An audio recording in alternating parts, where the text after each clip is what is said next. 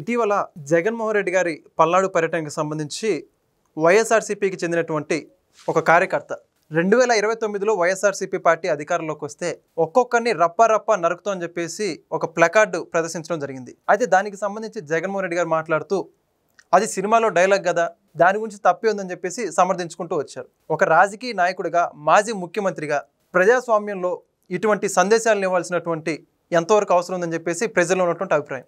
మొత్తానికి ఇదే అంశానికి సంబంధించి మరిన్ని విషయాలు తెలుసుకోవడానికి మనతో ఉన్నారు ప్రముఖ రాజకీయ విశ్లేషకులు కొత్త రవీంద్రబాబు గారు.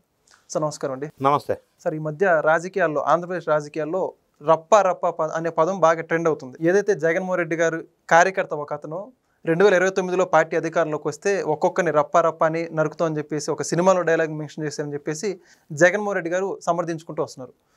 అంటే ఆయన ఆ విధమైన వ్యాఖ్యలు చేయడం కానీ, సినిమాలో డైలాగ్ అని చెప్పి సమర్థించుకోవడం కానీ సమంజసమేనా అంటారా? అంటే దీనికంటే ముందు ఆంధ్రప్రదేశ్ రాష్ట్రంలో గడిచిన కొన్ని నెలల నుంచి జగన్ రెడ్డి గారు చేస్తున్న ప్రతి పర్యటన ఎందుకు విధ్వంసానికి దారితీస్తుంది, ప్రతి పర్యటన ఎందుకు రచ్చ అవుతుంది, దాని వెనకేమన్నా కుట్ర కోణం ఉందా? అందులో భాగంగానే రెంటపాళ్ల పర్యటనలో పెంట పెట్టారా? అసలు ఏం జరిగింది? ఇప్పుడు ఈయన సత్తెనపల్లి నియోజకవర్గంలో నాగమల్లేశ్వరరావు రెంటపాళ్ల గ్రామ ఉప సర్పంచి. ఆయన చనిపోయింది ఎప్పుడు? జూన్ 9. జూన్ 4 ఎలక్షన్ రిజల్ట్స్ వచ్చినాయి. జూన్ 5 ఆయన సూసైడ్ అటెంప్ట్ చేశాడు. జూన్ 9 చనిపోతే జూన్ 9లో ఆంధ్రప్రదేశ్ రాష్ట్ర ముఖ్యమంత్రి ఎవరో? వైఎస్ జగన్ రెడ్డే కదా. కూటమి ప్రభుత్వం ఏర్పడింది జూన్ 12. అవును. మరి అప్పుడే ఈయన హుటాహుటిని బయలుదేరి నాగమల్లేశ్వరరావు దగ్గరికి వెళ్ళి వాళ్ళ కుటుంబ సభ్యుల్ని ఓదార్చి వాళ్ళకి ఏం కావాలో తెలుసుకొని సహాయ సహకారాలు అందించి ఉండవలసింది కదా. ఎందుకు అట్లా చేయలేదు? నా ఫస్ట్ క్వశ్చన్. సెకండ్ క్వశ్చన్, ఈయన వెళుతూ ఉన్నప్పుడు రెంటపాళ్ళకి పోలీసు వాళ్ళు limited permission with conditions, 3 vehicles అన్నారు, 100 మంది మాత్రమే రావాలన్నారు. అవన్నీ వైలేట్ చేసి పెద్ద ఎత్తున గంగమ్మ జాతరకి వెళ్ళినట్టు జనాన్ని అంటేసుకొని, వెహికల్స్ అంటేసుకొని వెళ్ళటం తప్పు కాదా? రాజకీయ పార్టీ బాధ్యత గల వ్యక్తులు ఆ విధంగా చేయవచ్చునా? వెళ్ళేటప్పుడు కాన్వాయ్కి తగిలి వాళ్ళ వీరాభిమానే, వాళ్ళ కార్యకర్తే ఒక వ్యక్తి చనిపోయాడు. ఆ కాన్వాయ్ కూడా గుద్దిన కాన్వాయ్లో దేవినేని అవినాష్ ఉన్నాడు. ఆ వెహికల్ నంబర్ AP 26CE0001. మరి వీళ్ళ కాన్వాయ్కి దెబ్బ తగిలి వ్యక్తి చనిపోతే అట్లా వదిలేసి అసలు కళ్ళు మూసుకొని ఆ పక్కన చూడకుండా కూడా వెళ్ళిపోవటమేనా? ఇదే మానవత్వం? ఇదే పార్టీలు నడపవలసిన వ్యక్తులకు ఉండవలసిన బాధ్యత ఇదేనా? ఇంకొక వ్యక్తి సత్తెనపల్లి క్లాక్ టవర్ సెంటర్లో అంటే జనం ఎక్కువైపోయి ఆ ఒత్తిడికి ఏదో మొత్తానికి చనిపోయాడు. చనిపోయేటప్పుడు ఆయన కనీసం అంబులెన్స్లో కూడా కాకుండా 2 వీలర్ మీద తీసుకెళ్లారు. ఇప్పుడు ఈ ఇద్దరు వ్యక్తులు ఈయన పర్యటన వల్ల, ఈయన రావటం వల్ల, జన సమీకరణ వల్ల చనిపోయారు అనేది వాస్తవమే కదా. దాని సంగతి ఏంటి? ఇప్పుడు దాని మీద ఏం చేయాలి? ఇది ఇంకొక మనం ఎగ్జాంపుల్ తీసుకుందాం. గతంలో అల్లు అర్జున్ ప్రముఖ హీరో, ఆయన సినిమా ఒకటి హైదరాబాద్లో రిలీజ్ అయితే ఆయన సినిమా హాల్ దగ్గరికి వస్తుంటే ఆయన వస్తున్నారని చెప్పి జన సమీకరణ ఎక్కువ వచ్చి ఒక మనిషి చనిపోతే, ఒక అబ్బాయి గాయపడితే అది 2 తెలుగు రాష్ట్రాల్లోనే పెద్ద బగ్గుమంది కదా. ఆయన మీద అన్ని కేసులు పెట్టారు కదా.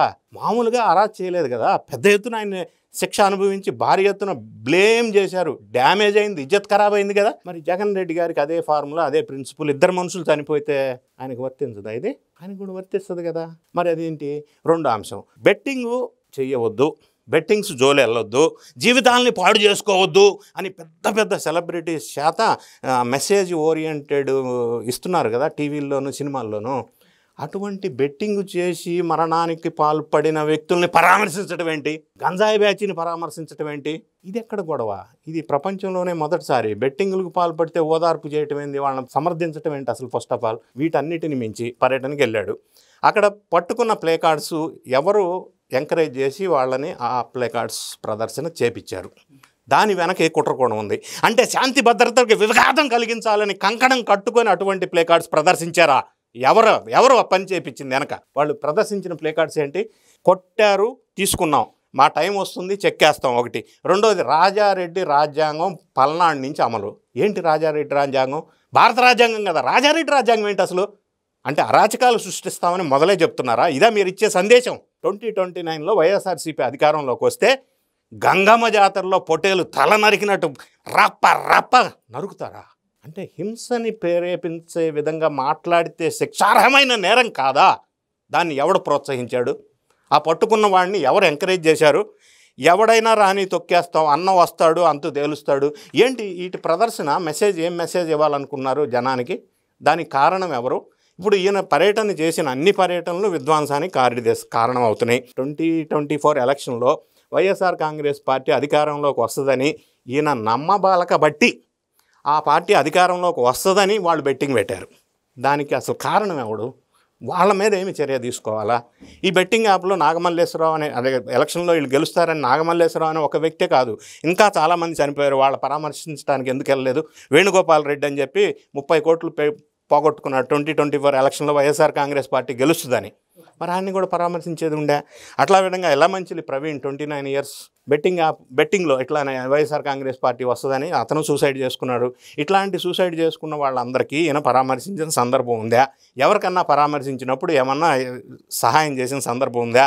ఆరా మస్తాన్ రిపోర్ట్ ఒకటి పెయిడ్ రిపోర్ట్ ఇచ్చి జనాల్లో మభ్యపెట్టి బెట్టింగ్కు పాల్పడేటట్టు ప్రోత్సహించింది ఎవరో? మరి ఆయన మీద చర్యలైంది ఎవరు? దానికి బాధ్యులు ఎవరు? గతంలో వినుకొండ పర్యటన రచ్చ అయింది.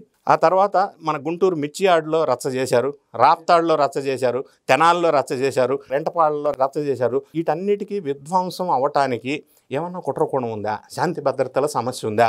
వీటితో పాటుగా అమరావతిలో వేసిన ఒక సబ్జెక్టు మళ్ళీ తెరలేపారు.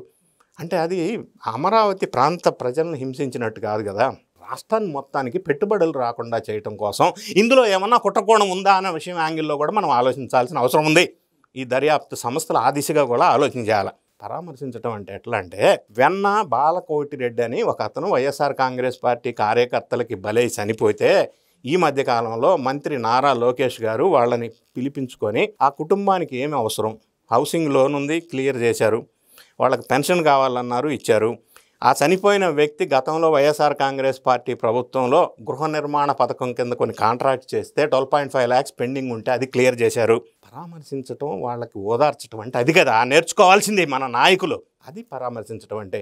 పర్యటనకి వెళ్ళి రచ్చ చేసి పరామర్శించడం ఎట్లా అవుతుంది? ఈ చావులకి వీటికి శాంతి భద్రతల సమస్య సృష్టించిన దానికి అది అంబటి రాంబాబు కావచ్చు, రెంటపాళ్ళ సంఘటనలో వీళ్ళకి ఎవరు బాధ్యులు? ఎందుకు ఇలా చేస్తున్నారు? దీని వెనక కుట్రకోణం ఏముంది అనే యాంగిల్లో దర్యాప్తు చేయాల్సిన అవసరం ఉంది. Thank you sir. Please subscribe to Leo News for more videos.